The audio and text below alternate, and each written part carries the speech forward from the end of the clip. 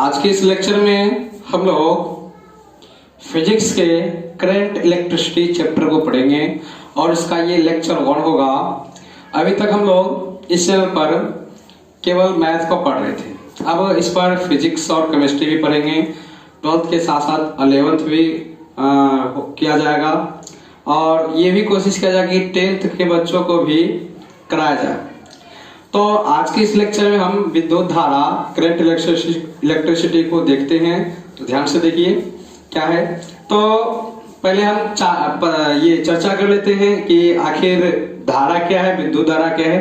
देखिए आपका ये कंडक्टर है, ये एक कंडक्टर है, चालक पदार्थ है और इसमें किसी बैटरी, दोनों सिरों से किसी बैटरी को जोड़ दिए हैं। तो क्या होगा, इसमें एक इलेक्ट्रिक फील्ड पैदा होगा इसके अंदर, और इससे क्या होगा, इसके अंदर जो फिर इलेक्ट्रॉन होंगे वो क्या हो जाएंगे, वन डायरेक्शन हो जाएंगे, एक डायरेक्शन हो जाएंगे, जिससे इसके अंदर आवेश का प्रवाह होने लगेगा और यही आवेशों का प्रवाह क्या है, आपका विद्युत धारा। ध्यान रहे, जब इसके अंदर आवेश जो हो एक दिशीय हो और वो प्रवाहित हो रहे हो तो उसे ही विद्युत धारा कहते हैं। तो इसका आइए एक डेफिनेशन, जनरल डेफिनेशन जानते हैं। तो क्या होता है, अब जनरल डेफिनेशन के लिए देखिए, यदि Q आवेश T समय तक प्रवाहित होगा तो इकाई समय क्या होगा, बोलिए Q/T।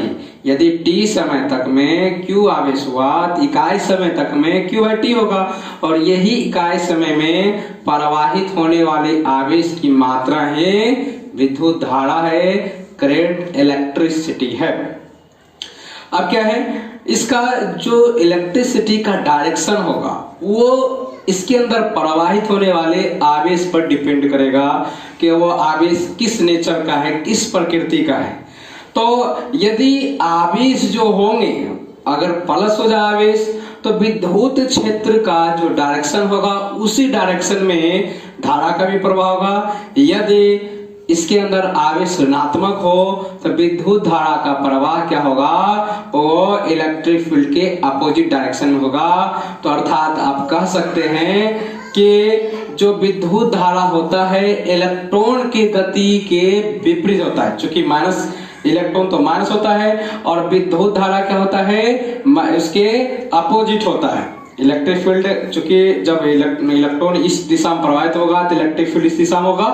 तो उस कंडीशन में चूंकि इलेक्ट्रॉन तो माइनस है, इलेक्ट्रिक फील्ड इस साइड है, तो आपका क्या होगा, जो करंट का डायरेक्शन होगा इस दिशा में होगा। यानी आप हमेशा ध्यान रखिए कि विद्युत धारा का जो प्रवाह होता है वो क्या होता है, वो इलेक्ट्रॉन के विपरीत दिशा में होता है। तो किस दिशा में होता है, तो प्रोटॉन की दिशा में होता है। यानी प्रोटॉन पॉजिटिव है तो पॉजिटिव दिशा में ही होता है। तो ये ध्यान रखिएगा। चलिए अब फिर से इसको पढ़ लेते हैं एक बार। ये जो इसको लिखा गया है इसे आप पॉज करके नोट कर लें और इसे हम समझाते हैं। तो ये क्या है, किसी चालक के किसी क्षेत्र के एक तरफ से दूसरे तरफ इकाई समय में प्रवाहित होने वाले आवेश को ही विद्युत धारा कहते हैं। यानी इस चालक से इकाई समय में जितना आवेश का प्रवाह होगा इस एक तरफ से दूसरे तरफ जाने में, उसी को हम बोलेंगे विद्युत धारा। विद्युत धारा I बराबर क्या हो जाएगा, Q/T हो जाएगा। विद्युत धारा I बराबर क्या हो जाएगा, Q/T हो जाएगा। यदि विद्युत आवेश धनात्मक हो तो धारा की दिशा विद्युत क्षेत्र E के अनुदिश होगी एवं ऋणात्मक हो तो धारा की दिशा विद्युत क्षेत्र की दिशा के विपरीत होगी। अतः हम कह सकते हैं कि विद्युत धारा की दिशा इलेक्ट्रॉन गति के विपरीत है। देखिए इलेक्ट्रिक फील्ड इसमें क्या है, राइट डायरेक्शन में है और यहाँ पर देखिए ये माइनस है, तो आपको इसमें इलेक्ट्रिसिटी का जो किया गया है वो क्या किया गया, बोलिए इलेक्ट्रिसिटी को ये अपोजिट डायरेक्शन में तैयार किया गया है। समझिए ना। आप इसे सिर्फ चालक दिखाइए। देखिए इसमें क्या है, माइनस है, इलेक्ट्रिक फील्ड फॉरवर्ड डायरेक्शन है, तो इसमें धारा का जो डायरेक्शन है वो क्या है, बैकवर्ड है। तो अब एक बात और जान लीजिए, धारा में डायरेक्शन की हम बात कर रहे हैं, लेकिन ये कोई सदिश राशि नहीं है, ये अदिश राशि है। और इसका एसआई मात्रक की बात कीजिए तो यहां से निकाल सकते हैं, और आवेश का कूलम हो जाएगा, ये सेकेंड हो जाता है, कूलम पर सेकेंड, इसी को हम एम्पियर कहते हैं। विद्युत धारा हमेशा है ना उच्च विभव से निम्न विभव की ओर प्रवाहित होता है, ये ध्यान रखिए, फिर से ध्यान रखिए, विद्युत धारा उच्च विभव से निम्न विभव की ओर चलता है। अब हम करंट इलेक्ट्रिसिटी का जो ये फॉर्मूला आ चुका है, I बराबर Q बाई टी, को हम कुछ कॉन्सेप्ट जानते हैं। तो अब क्या है, I बराबर Q बाई टी है, तो आप इसे Q बराबर IT भी लिख सकते हैं, या T बराबर लिख सकते हैं क्या, Q बाई I। आपको जो जरूरत है वो आप निकाल सकते हैं। अब ये मान लीजिए यदि डेल्टा टी समय अंतराल में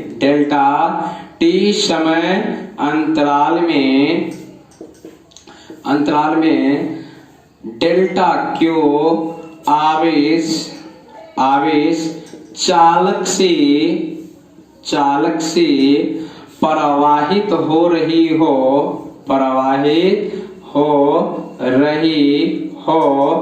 तो क्या हो जाएगा, यहाँ पर एवरेज इलेक्ट्रिसिटी हो जाएगा I बराबर, वो आपका क्या हो जाएगा बोलिए, delta Q by delta T हो जाएगा।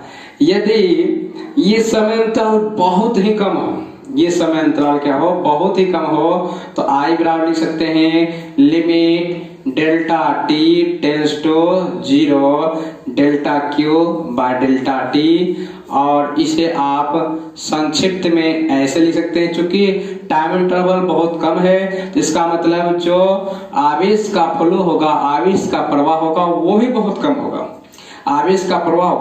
कम होगा, तो उसको हम लिख देते हैं D Q by D T. यही आपका क्या हो गया बोलिए, विद्युत धारा हो गया। और इस पर ये कब आपका काम आएगा, जब कोई आवेश ना टाइम के वेरिएशन में दिया रहे, तो उस कंडीशन में आप किसी खास टाइम पर विद्युत धारा का मान निकाल सकते हैं। तो ये कॉन्सेप्ट ध्यान रखिएगा। तो अब क्या करते हैं, कुछ बात कर लेते हैं। क्या कर लेते हैं, यदि एक कूलम की धारा 1 सेकेंड तक प्रवाहित किया जाए, यदि Q बराबर 1 कूलम हो और T बराबर क्या हो, 1 सेकेंड हो, तो I बराबर क्या हो जाएगा बोलिए, Q बटे T है, तो Q का भी मान 1 रखिएगा, और ये 1 थे, यानी 1 आ गया, 1 कूलम पर सेकेंड, या क्या हो जाएगा 1 एम्पियर हो जाएगा। तो 1 एम्पियर का डिफिनेशन भी आप इसी तरह से दे सकते हैं कि यदि एकांक समय में किसी चालक से एकांक समय में एकांक आवेश प्रवाहित हो तो उसे ही 1 एम्पियर कहते हैं। 1 एम्पियर का फिर से डिफिनेशन लीजिए, यदि किसी चालक के परिच्छेद से एकांक समय में एकांक आवेश का प्रवाह हो, आप इसे ऐसे ध्यान रखिए, 1 सेकेंड में 1 कूलम आवेश का प्रवाह हो तो उसे 1 एम्पियर कहते हैं। अब यदि ये ध्यान रखिए, यदि 1 कूलम आवेश अगर है तो उस कंडीशन में कितने इलेक्ट्रॉन होंगे, 1 कूलम आवेश 1 सेकेंड तक प्रवाहित हो रहा है, तो कितने इलेक्ट्रॉन प्रवाह हो रहे होंगे, तो ध्यान रखिए। तो Q बराबर क्या है, 1 कूलम है, तो Q बराबर क्या होता है, Ne होता है, तो 1 हो गया, N बराबर क्या हो जाएगा 1 बटे E, और 1 बटे E का मान रखिएगा, कितना मान रखिएगा बोलिए, E का मान हो जाएगा 1.6 गुना 10 टू दी पावर -19। जब आप इसका कैलकुलेशन कीजिए, थोड़ा सा दशमलव उड़ेगा ऊपर, तो 10 हो जाएगा कितना 16, और ये ऊपर जाएगा तो 10 के पावर +19 हो जाएगा। इसको और थोड़ा सा कीजिए काम, तो ये हो जाएगा क्या बोलिए, इसको पावर 18 रखिए, 100 इधर ला दीजिए, तो 100 बटे 16, और ये हो जाएगा 10 के पावर 18। और इसको भाग दीजिएगा तो 6.25 गुना 10 के पावर 18 इलेक्ट्रॉन हो जाएगा। यानी यदि 1 एम्पियर की धारा, यदि किसी चालक से 1 एम्पियर की धारा प्रवाहित हो रही हो तो आप ये समझ जाइए कि इतना इलेक्ट्रॉन प्रति सेकेंड प्रवाहित हो रही है। अतः 1 एम्पियर की धारा प्रवाहित होने पर, 1 एम्पियर की धारा प्रवाहित होने पर 6.25 गुना 10 के पावर 18 इलेक्ट्रॉन प्रति सेकेंड प्रवाहित होता है। ये ध्यान रखिएगा, ये बहुत ही बेसिक कॉन्सेप्ट है, ये ऑब्जेक्टिव में भी बोर्ड में पूछा जाता है।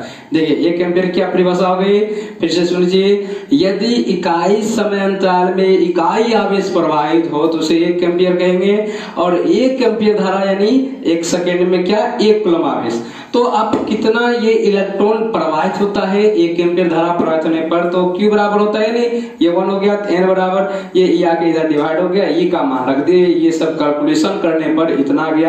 यानी 1 एम्पियर की धारा प्रवाहित होने पर इतना इलेक्ट्रॉन प्रति सेकेंड प्रवाहित होता है, इसे ध्यान रखिएगा।